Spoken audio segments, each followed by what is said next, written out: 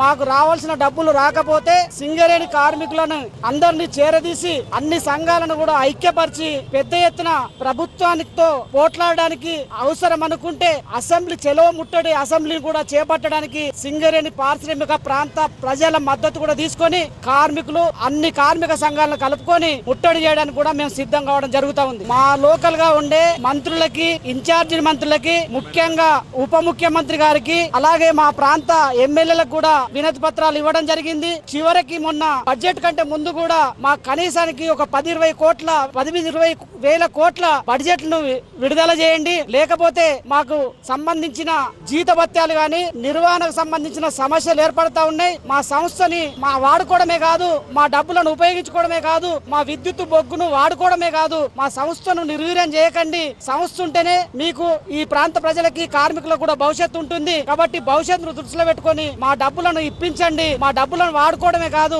మా సంస్థని ఉపయోగించుకోవడమే కాదు, కార్మికుల సంక్షేమం, ఆ ప్రాంత ప్రజల సంక్షేమం, ఆ ప్రాంత ప్రజల భవిష్యత్తును దృష్టిలో పెట్టుకొని మా డబ్బులను వెంటనే విడుదల చేయాలి. విద్యుత్ సంస్థల నుండి రావాల్సిన డబ్బులను వెంటనే ఇప్పించాలని చెప్పేసి డిమాండ్ చేయడానికి కొరకి మా ప్రాంతం నుండి పెద్ద ఎత్తున Singareni colonies employees union CIT గా కదిలి రావడం జరిగింది.